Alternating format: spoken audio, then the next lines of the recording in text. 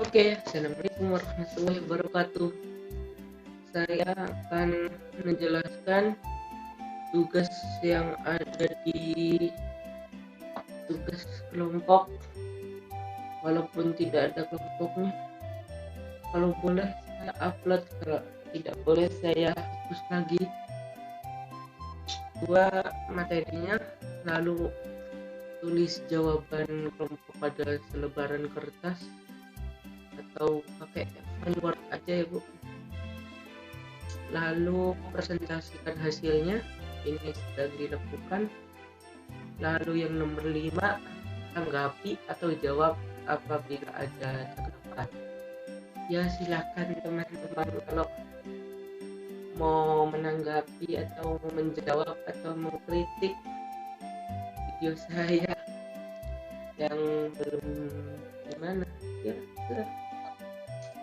Oke, yang pertama, apa yang harus dimiliki seorang pengusaha agar produksi yang dihasilkan itu disukai masyarakat? Yang pertama adalah kita harus mengikuti zaman, mengikuti tren yang ada sekarang. Jika kamu tidak bisa mengikuti bagi pedagang ya, kalau mungkin bapakmu atau ibu guru kalau tidak mengikuti tren mungkin saja, dan harus memiliki inovasi yang baru lah, setidaknya jangan sama-sama semua ya, susah itu.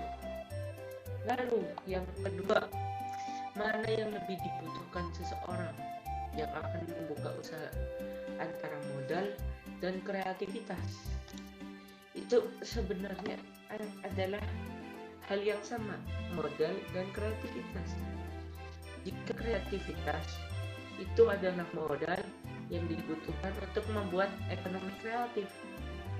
Jika membutuhkan modalnya adalah kreativitas, juga ya modal yang seperti tunai, seperti uang. Jadi ini sangat berdekatan antara keduanya, antara modal dan kreativitas. Jadi tidak bisa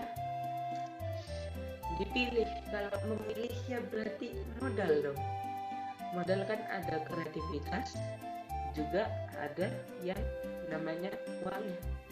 Kalau hanya kreativitas ya bisa saja diupload ke Instagram atau ke apapun itu, whatever, Facebook, boleh saja kalau bisa. Oke, lanjut ke pertanyaan yang kedua. Pertanyaan yang ketiga, bagaimana hubungan antara ekonomi kreatif dengan industri kreatif? Itu ya sangat dekat lah ya. Industri kreatif merupakan bagian ekonomi kreatif. Kita contohkan, industri kreatif menghasilkan produk. Jika yang namanya menghasilkan produk dinamakan kegiatan ekonomi. Lalu kegiatan ekonomi tersebut dinamakan ekonomi kreatif. Hubungannya sangat erat, tidak ya samalah. Industri adalah bagian ekonomi. Ekonomi adalah beberapa dari industri, part dari industri. Hanya dibolak-balik saja saya ya ngomongnya.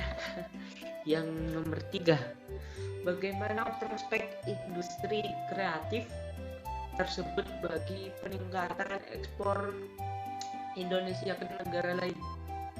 Sangat jauh Pak, contohnya sangat jauh Bu, sangat jauh sekali. Contohnya kita coba ya, di industri internasional, industri kreatif itu mampu menghasilkan 4,38%. Walaupun itu terlihat kecil ya bagi persen, 4%, tapi 4% itu 852 triliun pada tahun 2015. Lalu kita sudah menaik sampai 15%, yang sudah sangat jauh. ini penghasilannya udah 15%. Yang internasional waktu 2015 itu 4%. Penghasilan nasional bukan internasional itu 20 miliar lebih. Peningkatan yang sangat besar didominasi ya sama ekonomi kreatif, industri kreatif, sangat jauh. Selanjutnya, bagaimana kreativitas seseorang dapat mempengaruhi berkembangnya ekonomi kreatif? Kreativitas seseorang dapat mempengaruhi berkembangnya ekonomi kreatif karena itu sangat berdekatan loh antara ekonomi kreatif dan kreativitas. Sama katanya, kreatif. Tapi kalau ya segi dalam bahasa yang lebih bagusnya, karena dapat mempengaruhi berkembangnya ekonomi kreatif karena membutuhkan ide-ide segar yang tidak masuk akal tapi masih bisa diterima, dan menciptakan produk yang baru dalam ekonomi kreatif. Itu dinamakan kreatif seseorang dapat mempengaruhi. Kalau nggak kreatif ya namanya bukan kreatif lah. Lalu kita lanjut ke soal berikutnya. Mengapa pemerintah menjadikan ekonomi kreatif sebagai salah satu bidang punggung perekonomian nasional? Karena di dalam pemerintah itu ada yang namanya potensi. Kalau kita tidak memanfaatkan potensi itu, ya akan hilang.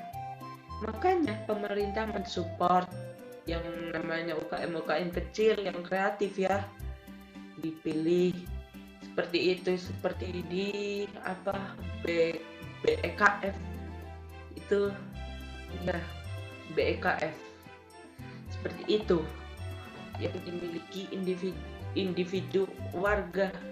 Jadi warga-warga yang kreatif dipilih oleh pemerintah lalu dibuat di UMKM seperti itu.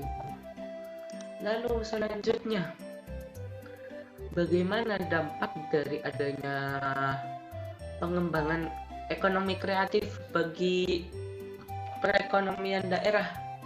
Ya sangat pesat lah. Kita contohkan saja di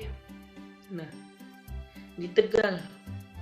Kita ada warteg ya sudah ya mendunia ya mungkin atau bagaimana, tapi ketika ada warteg yang mengemasnya dengan bagus, dengan kreatif, maka itu akan bertambah besar. Lalu ketika bertambah besar, per kapitanya besar, orang yang ke sana mengunjunginya besar, lalu setelah orang-orang ke sana, kita bisa mengalihkan perhatian dengan menambahkan tahu aci yang khas dari Tegal, atau mereka bisa melirik dari jendela banyak mebel, akhirnya mereka beli. Itu sangat menguntungkan. Itulah contohnya, sangat menguntungkan sekali, walaupun di Tegal masih kurang ya. Lalu yang selanjutnya, pengertian perekonomian berbasis sumber daya manusia. Ya, pengertiannya itu seperti orang-orang itu sudah